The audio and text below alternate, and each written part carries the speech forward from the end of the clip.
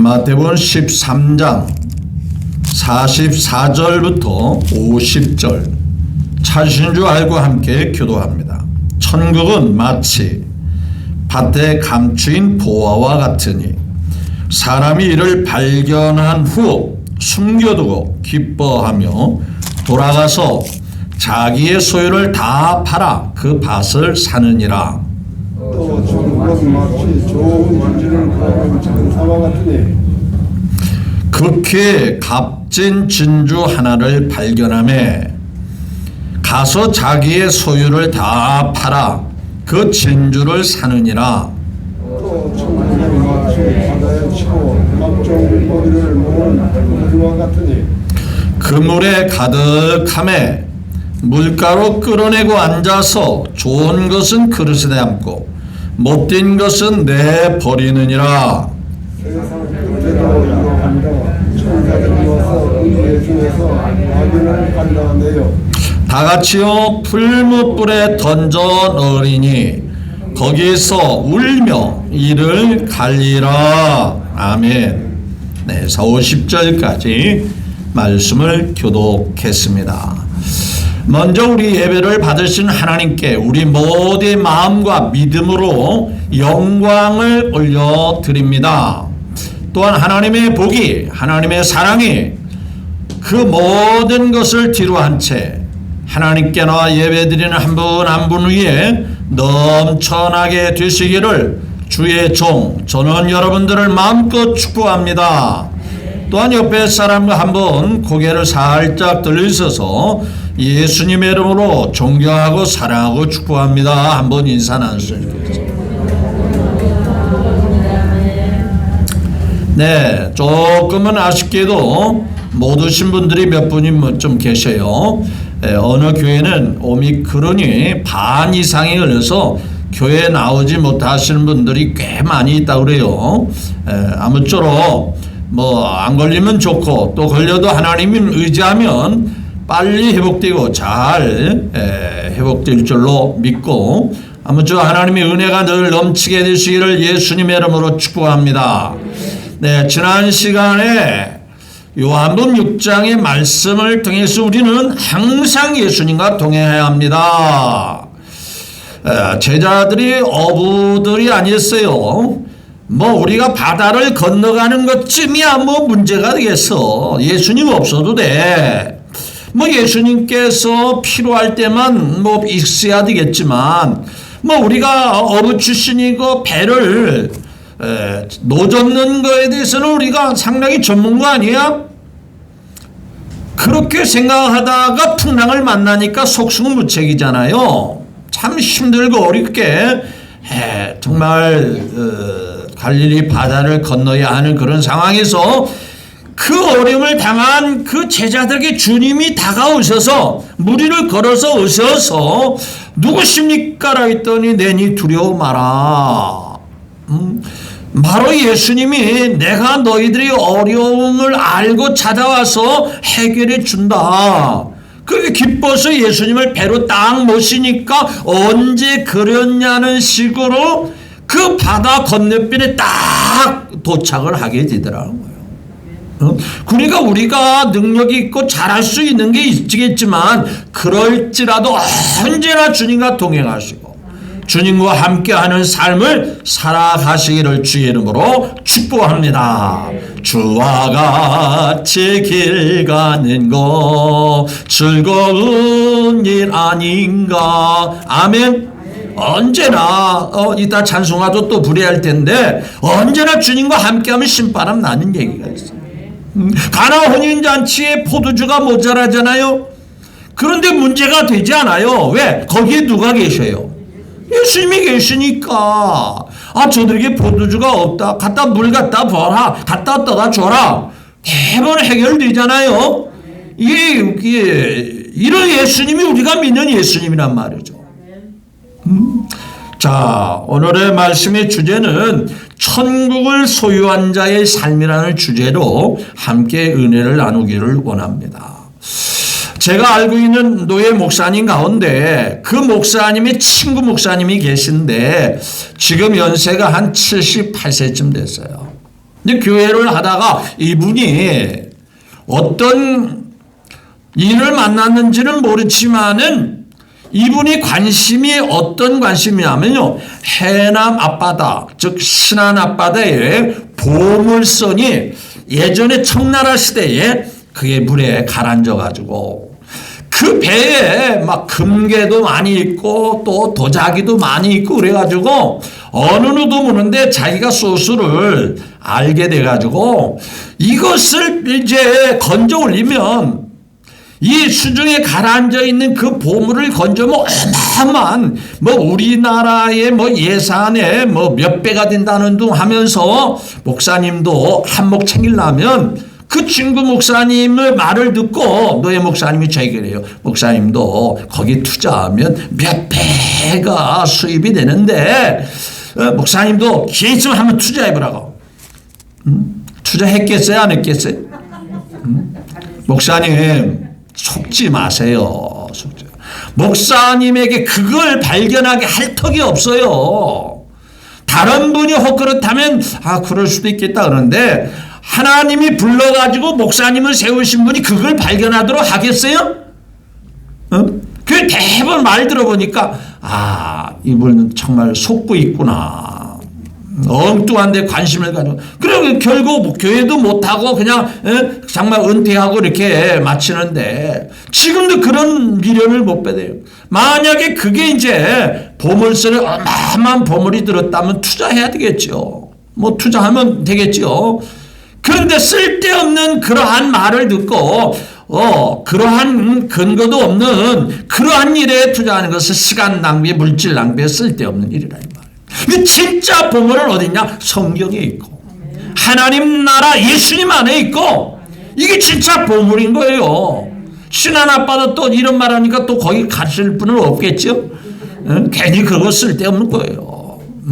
하나님이 허락하시면 그거 아니라도 얼마든지 복 주시는데 진짜 우리에게 보하는 하나님 말씀, 하나님 안에 다 있는 거예요. 근데 그걸 소유한 자는 밋밋할 수가 없는 거예요. 자, 오늘 본문 말씀에 보니까 한 농부가 이 보화를 발견하죠. 자, 이 40절을 한번 같이 볼까요? 40절, 44절 시작. 천국은 마치 뭐예요? 밭에 감추인 보화와 같으니 사람이 이를 발견 후에 숨겨두고 기뻐하며 돌아와서 자기 소유를 다 팔아 뭐 있죠? 그 밭을 사느니라. 샀다는 얘기가 살려고 사느니라. 결국 살 수밖에 없지 않겠냐 그런 거예요. 샀느니라가 아니라 사느니라 그렇게 말이죠. 또 두 번째는 뭐냐?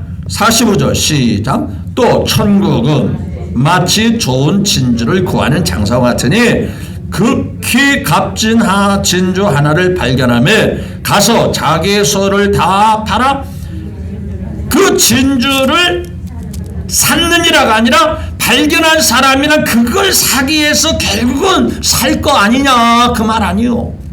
사느니라 살 것이 아니겠냐 그 말이죠. 자, 그럼 왜 보화가 감춰져 있을까? 보화의 특징은요, 쉽게 드러난 그 보화가 아니에요. 옛날에 우리 어렸을 때 초등학교 때 소풍을 가지. 소풍을 가. 무슨 찾기가 클라이막스죠? 보물찾기가 마지막 이제 끝날 때쯤 하면 보물찾기라는 거예요. 그럼 모든 학생들이 다 찾으면 그 보물이요? 그 소수의 학생 몇 사람만 찾게 하는 게 그 보물이요. 그렇기 때문에 그 귀한 것을 찾기 위해서 모두가 눈을 크게 뜨고 막 찾으러 다니죠. 그 찾으면 굉장히 기분 좋잖아요. 모든 사람이 다수의 사람이 찾은 그 보물이 될 수 없는. 그래서 보물은 진짜 보물은 감춰져 있더라 이거지. 그런데도 발견한 사람은 있더라 없더라? 있더라 이거예요. 이게 성경에 우리에게 가르쳐 주는 거예요. 보물이 있는데 이 보물이 감춰졌냐? 자, 그러면 이 이스라엘의 문화적인 배경을 잠시 설명을 드린다면 그렇습니다. 이스라엘 나라는 지상에서 가장 약한 나라입니다. 힘이 없는 나라예요. 하나님께서 성경에 보니까 왜 하나님이 이스라엘 민족을 택했습니까? 가장 작고 약하기 때문에 택했다고 했어요. 왜? 약한 자를 들어 하나님이 뭘 보여주시려고? 강하심을 보여주시려고. 너희들이 약하니까 내가 강함을 보여주면 나의 강함이 확실하게 더 드러나지 않겠느냐, 그거예요. 자, 그렇게 이스라엘 나라가 약하다 보니까 주변 나라들에게 침략을 많이 당할까요? 안 당할까요? 당하는 거예요. 지금 우크라이나가 약하니까 러시아에서 지금 전쟁을 일으켰잖아요. 그 약한 나라가 이렇게 전쟁에 침입을 당하게 되는 거예요. 외세 침략을 당할 수 있는 거예요. 그러다 보면 지금부터 뭐 1000년, 2000년 전에는 은행이 제대로 있겠어요? 없겠어요? 없어요. 어디 보관할 데가 만만치가 않아요. 그러면 전쟁이 일어나면 집안에 있는 중요한 그 보물들, 중요한 값어치 있는 것들을 뭐 은행에다가 어디 무슨 어디 누구에게 맡길 수가 없잖아요. 그래서 택하는 게 뭐냐면 큰 그릇이나 항아리 같은 것을 택해가지고 가장 안전한 밭에다가 자기만 아는 장소를 딱 몰색해가지고 거기다가 집어넣고 딱 밀봉을 해서 거기다 땅에다 파묻는 거예요. 그런데 전쟁이 쉽게 끝나면 좋은데 전쟁이 길어진다든가 또 전쟁에 의해서 그 주인이나 가족들이 전쟁에 희생을 당한다든가 아니면 행방불명을 된다든가 그렇게 되면 분명히 전쟁이 나기 전에 보화를 땅에다 감춰두는데 돌아오지 못한 상황이 생기잖아요.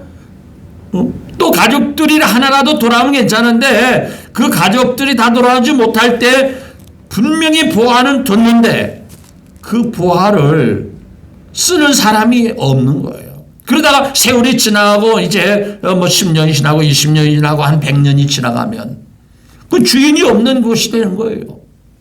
어떻게 해서 그 논이나 밭이나 이런데 주인이 누가 사가지고 주인이 되었는데 주인이 없는 그러한 밭이 될 수도 있고 논이 될 수도 있는 거예요. 근데 오늘 본문에 보니까 어떤 주인에게 어떤 농부가 밭을 갈다가 발견했대요, 안 했대요? 뭔가 쟁기질 하는데 아니면 뭐 꽃갱이로 하든지 뭐 삽으로 하든지 뭐가 뚜룩 하고 소리가 나서 파봤더니 웬걸 그 항아리가 발견되어지는데 그 속에 어마어마한 보물이 있는 거예요. 깜짝 놀라는 거예요. 여러분 이 사실에 대하여 주인은 알았을까요? 몰랐을까요? 알았으면 거기다 그냥 놔두지 않았겠죠. 아니면 거기다가 이제 알았으면 울타리를 쳐놓든지 아니면 다른 데다 옮겨놨든지 하지 않았겠어요? 그 세월이 오래되다 보니까 주인도 그걸 모르는 거예요. 그런데 농부가 그걸 발견한 거예요. 이걸 발견하니까 가만히 보니까 주인이 그걸 모르는 것 같아요. 근데 주인이 보니까 이 밭 말고도 밭이 여러 개 있는 것 같아요? 없는 것 같아요? 여러 개 있는 것 같아요. 그래서 주인에게 주인님은 밭이 여러 개 있잖아요. 저는 보다시피 남의 품을 팔고 남의 집에 가서 일이나 하고 그러는데 이 밭 하나라도 제 소유로 삼고 싶습니다. 이거 좀 파십시오. 그 사람은 갑자기 왜 그 밭을 팔라고 그러는가? 아니 제가 일을 하다 보니까 이 밭 정도는 하나 있어야 될 것 같습니다. 좀 파십시오. 얼마나 주려는가? 아무 값을 쳐드릴게요. 야, 이 사람아 그거 가지고 되겠어? 그러면 더 드릴게요. 우리 집에 있는 거 다 드릴 테니까 그거 파세요. 이거 하나만 있으면 나는 굉장히 보람되고 열심히 살 것 같습니다. 그래? 그러면 이거 사가나? 하고 팔았어. 그러니까 이 농부는 그걸 발견한 다음에 여기 보니까 뭐라 했어요? 기뻐하고 돌아와서 왜 기뻐하세요? 밭 때문에 기뻐한 거예요? 보화 때문에 기뻐한 거예요? 그 속에 있는 보물, 그 속에 있는 보화 때문에 기쁜 거예요. 밭은 사실은 별거 아니에요. 그 항아리 속에 갇혀 어마어마한 전쟁이 일어나기 전에 그 옛날 부유한 그 집에서 그 보물을 이제 피난 가기 전에 감췄는데 그 주인이 그걸 돌아오지 못해가지고 발견하지 못한 것을 이 농부가 발견한 거죠. 그러니까 이 보화를 발견한 농부는 뭘 다 드려도 아깝다 안 아깝다? 안 아깝다. 왜? 그 항아리 안에 뭐가 귀하니까? 보화가 귀하니까. 이게 오늘 본문 말씀이에요. 또 두 번째는 진주 장사입니다. 진주를 찾기 위해서 전국으로 다 방방을 돌아다니는. 뭐 옛날에 고려 청자 무슨 도자기를 구하기 위해서 막 동네에 돌아다니는 사람이 있잖아요. 또 45절 같이 마치 전국은 마치 좋은 진주를 구하는 장사 같으니 여기 보니까 극히 값진 진주를 발견하면 그 사람도 가서 뭐라 했죠? 자기 소유를 다 팔아 그 진주를 결국은 뭐 하게 되느니라? 사느니라. 이 사람도 뭘 하는 거예요? 그 진주의 값을, 진주의 가치를 아는 거예요. 그러니까 다른 건 중요하지 않아요. 그거 하나만 있으면 정말 행복하고 그거 하나만 있으면 천하를 다 가진 것보다 더 귀한 거예요. 믿어주면 아멘. 이걸 예수님께서 제자들에게 지금 말씀하고 있는 거예요. 자, 그러면 이 말씀을 좀 더 교훈적인 하나님의 말씀으로 바꿔서 한번 생각해 봅시다. 자, 농부는 일하는 사람이요, 일하지 않는 사람이요? 일하는 사람. 또 용부는 약한 사람이요. 왜? 남의 집 가서 일을 해서 하루하루 삶을 근거하는 사람. 세상 말로 말하면 백도 없고 무슨 힘도 없고 그러죠. 그런데 이 사람은 남의 집에 가서 대충 일했어요? 열심히 일했겠어요? 열심히 일했어요. 그러다가 뭘 발견한 거예요? 진주 장사도 그 진주를 찾기 위해서 그냥 뭐 오늘 아니면 내일 그렇게 막 찾기 위해서 얼마나 전국 방방곡을 돌아다녔겠어요. 그 반대로 주인은 자기가 그 밭을 열심히 가꾸었다면 이 밭의 주인 되시는 이분이 이 밭을 자기가 땅에서 열심히 가꿨다면 진작에 보화를 발견할 수 있었을까요? 없었을까요? 보화가 있음에도 불구하고 그 밭에 보화가 숨겨져 있음에도 불구하고 주인은 막상 자기 것인데도 불구하고 자기 밭이니까 자기 소유죠. 그럼에도 불구하고 발견했다? 못 발견했다? 못 발견했다. 그런데 농부는 남의 밭이지만은 열심히 일하다가 그 보화를 발견하고. 여러분, 하나님 앞에도 은혜 받기를 원하면 사모함이 있어야 돼요. 하나님, 나는 약합니다. 나는 부족합니다. 하나님, 나를 도와주십시오.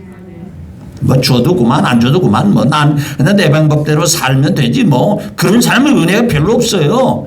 주님 정말 목마른 사슴이 시내 물 찾듯 내 주님 모시기만을 사모하는 정말 그런 그 농부의 마음으로 열심히 남이 받지만은 정말 내가 열심히 일하고 열심히 수고하고 열심히 충성하는 마음으로 했더니 보화를 딱 발견하는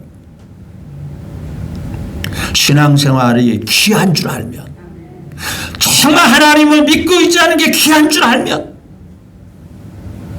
주여 주님을 위해서 삶이 아깝지 않습니다. 주님을 위해서 살아가는 모든 삶이 주저할 것이 없습니다. 여러분 먼저 이 밭을 보십시다. 밭에서 보화를 발견했죠. 여러분 이 밭을 다른 교훈적으로 교회라고 볼 수 있어요.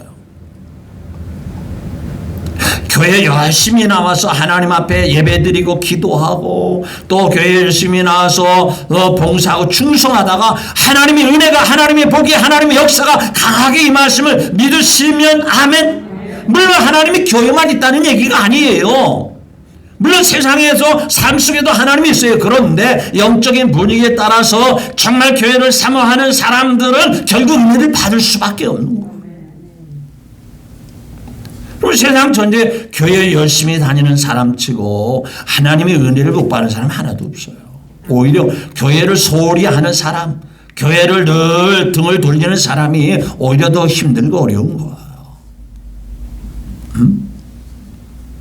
두 번째 이 밭은요, 성경이라고 볼 수 있어요. 하나님의 말씀이 바로 밭이에요.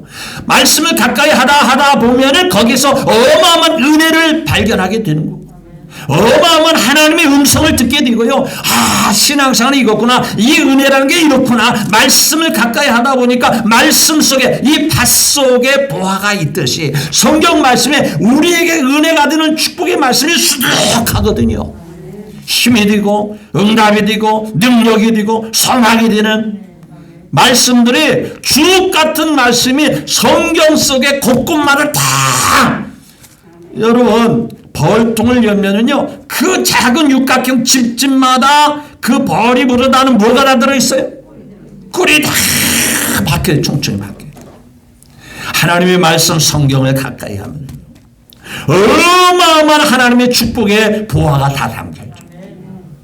이걸 발견하기 위해서 성경을 가까이 하고 이걸 발견하기 위해서 교회를 정말 열심히 나오면 하나님께서 기뻐하실 수밖에, 역사가 일어나지 않을 수가 없는 거예요. 그 유대인들의 내용은 잠언서 같은 탈무드가 있어요. 어느 부자가 되는 납비가 아들에게 삼형제가 있는데 너무 일도 안 하고 게으름을 피는 거예요. 근데 이 납비 부자가 재산이 많고 이제 밭이 많은데 그 아이들이 일도 안 하고 그런지 자기가 죽으면 이 아이들이 저 밭을 다 팔아먹고 저 밭을 다 없애버리고 이제 그럴 게 걱정이 되는 거예요. 그래서 어느 날 삼형제를 불러놓고 유언하다시피 내가 말이야 소유하는 밭 가운데는 엄청 너희들이 평생 먹고 쓸 수 있는 황금을 묻어뒀는데 내가 어디다 뒀는지는 말하지 않겠다. 너희 삼형제들이 내가 감춰둔 이 황금 덩어리를 발견하기 위해서 밭을 한번 샅샅이 뒤져봐라. 그 밭 연장 가지고 밭을 전부 다 한번 뒤집어봐 헤쳐봐라. 그러면 분명히 황금을 지금 상자가 들어있을 텐데 그걸 가장 먼저 발견한 자가 반을 갖고 나머지 반을 가지고 둘이 나눠 가지고 평생 잘 먹고 잘 살아라. 그러고 그 아버지가 돌아가신 거예요. 그때부터 이 삼형제가 뭘 발견하려고?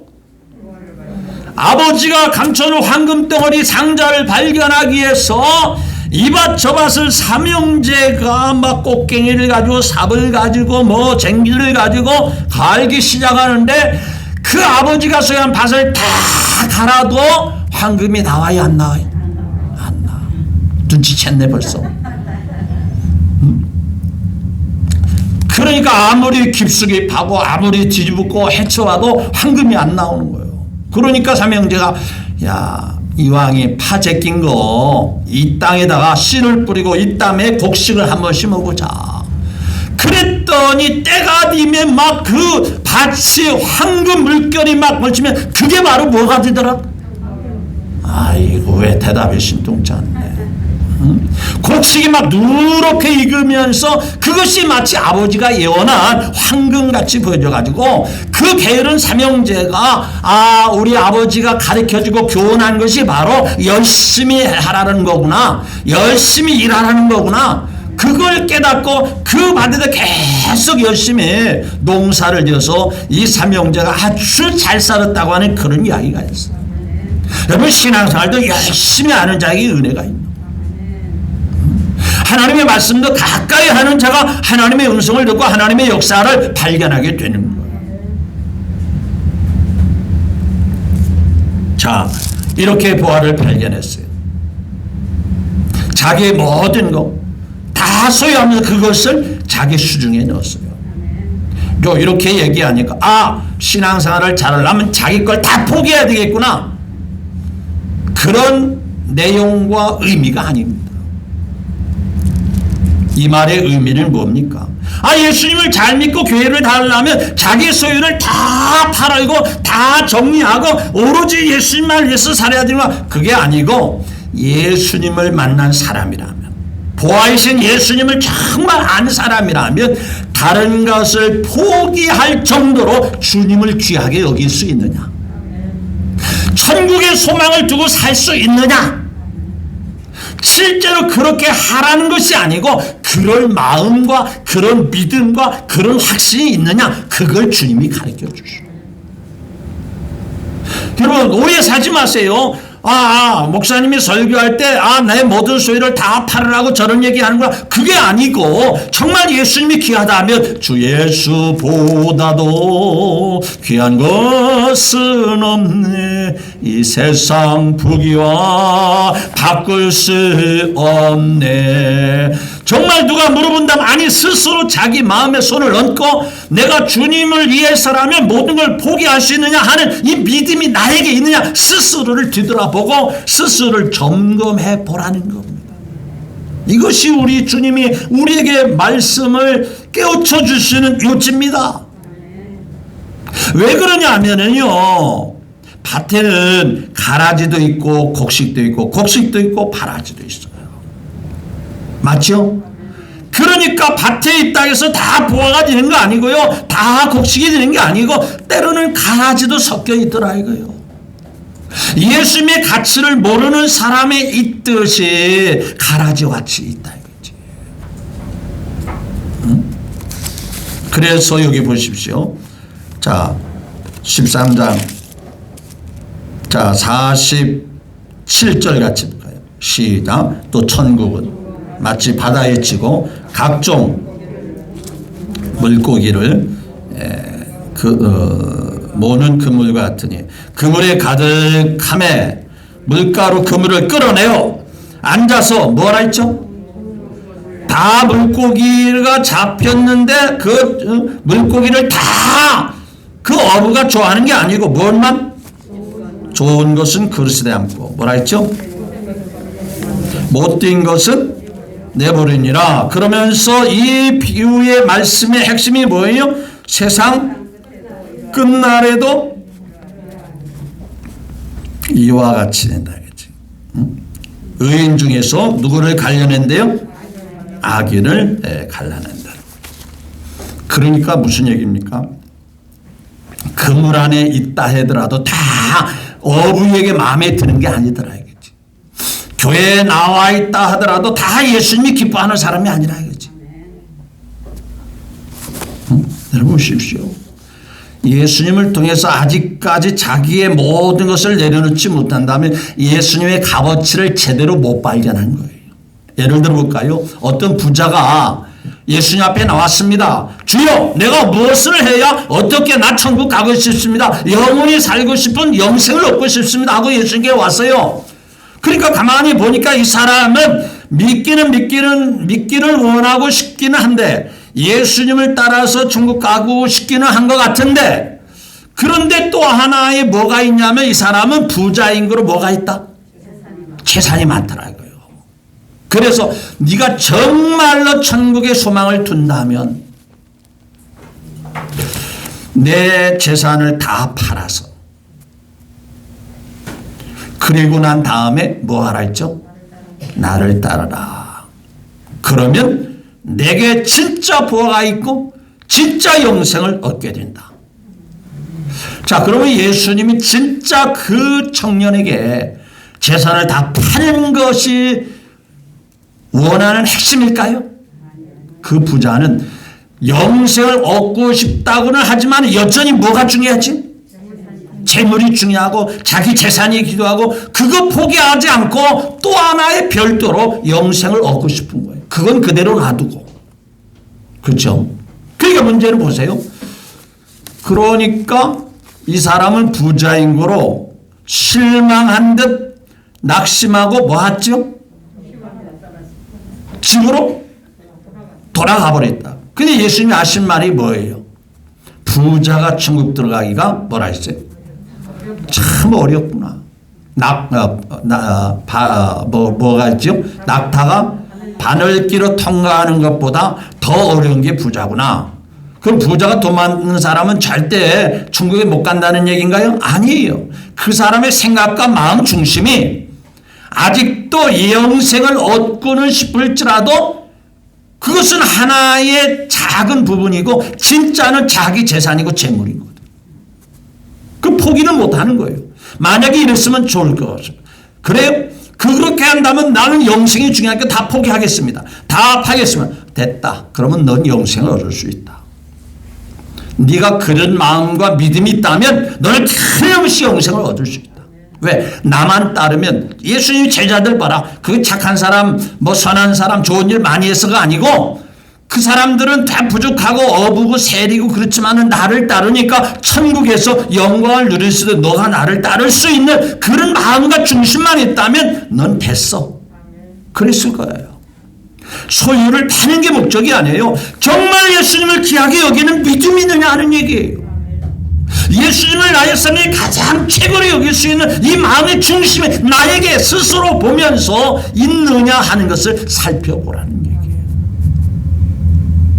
왜? 그렇지 않은 사람은 못된 물고기 같이, 쓸모없는 물고기 같이, 혹은 가라지와 같이 마지막 때 다 골라낸다는 거, 추려낸다는 얘기예요. 우리는 그런 분이 없기를 바라지만은요, 세상의 어떠한 환경 속에서 우리는 주 예수보다도 정말로 귀한 것은 없네, 이거 확실하게 부를 수 있는, 자신만만하게 부를 수 있는 그러한 고백이 돼야 되는 거예요. 분명히 했잖아요. 세상 끝날에도 천사들이 와서, 전문가 천사들이 와서 의인 중에서 쭉정인 뭘 갈라낸다? 악인을 갈라내는데, 그때 정신을 딱 차리고 나니까 야, 내가 헛살았구나, 내가 그 기회를 다 놓쳤구나 싶어가지고 어떤 결과를 가져오니까 50절에 시작. 불못불에 던져를, 거기서 뭐라 했죠? 울며 이를 가는 후회가 이만저만이 아니라는 얘기예요. 부자와 나사로의 비유에서 부자가 은비에 떨어져 얼마나 한탄하고 얼마나 후회했겠어요. 야, 나는 저 나사로를 무시하고, 나사로가 대문 앞에서 음식 찌꺼기 먹을 때 내가 너무 무시하고 하잘것 여겼는데, 그럴 줄 알았으면 내가 그가 믿는 하나님을 믿었을 텐데 내가 믿지 않고 이 고통을 당하는 거라 얼마나 탄식하고 괴로워했겠어요. 자, 오늘 말씀을 보면서 우리가 정리한다 그랬습니다. 천국은, 영적인 것은 드러났습니까? 감춰져 있습니까? 귀한 것은 감춰져 있어요. 따라서 감춰진 천국의 가치를 아는 사람은 많다, 적다? 가치를, 이 감춰진 이 진리의 천국의 비밀을 아는 사람이 많아요, 적어요? 적습니다. 주인도 몰라요. 교회 오래 다녀도 모를 수 있어요. 정말 예수님이 귀하구나. 정말 교회를 열심히 안 빠지고 다녀야 할 이유가 바로 이거구나. 열심히 기도하고 정말 하나님 의지해야 할 이유가 바로 이거구나. 이걸 정말 아는 사람이 겉으로 아는 거 틀려요. 그렇다면 이 가치를 아는 사람은 마음 중심에서 어떤 마음일까요? 모든 것을 내려놓을 수 있는, 모든 것을 포기할 수 있는, 누가 시켜서가 아니라, 누가 등 때밀려서 하는 게 아니라, 주여 주님이라면 이거 다 포기할 수 있습니다. 그런 정말 샘플, 그런 중요한 본보기가 누구냐면 바울이에요. 바울이 시시한 사람 아닙니다. 유대인 중에 유대인이요, 바리새인 중에 바리새인. 최고의 학벌이 있습니다. 최고의 가문, 최고의 그런 환경 속에 산 사람이에요. 결혼을 해도 최고의 정말 귀한 배우자를 만나서 편하게 살 수 있는 사람. 그런 그가 누구를 만나고 난 다음에 예수님을 만나고 난다. 자기의 세상의 모든 것 다 그가 고백하고 배설물로 쓰레기같이 다 왜?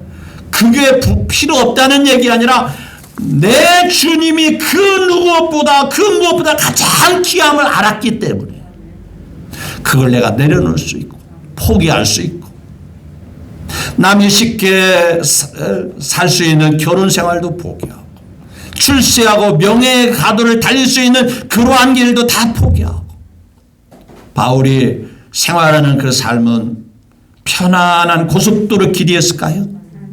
늘 얻어 터지고 굶고 자지 못하고 굶주리고 강도의 위험, 강의 위험, 바다의 위험 먹지 못하고 자지 못하고 줄이고 매맞고 별일을 다 당해도 그 길을 포기하지 않더라고요. 야 이거 알지 못하는 사람 대마 같은 사람은 허다가 힘들어서 세상으로 가버리더라. 나는 그럴 수 없어. 가끔 그러죠. 예수님 믿다가 어느 날 요새 교회 열심히 잘 다니시죠? 교회 안 나간 지 오래입니다. 왜요? 교회에 나가도 그저 그렇더라고요.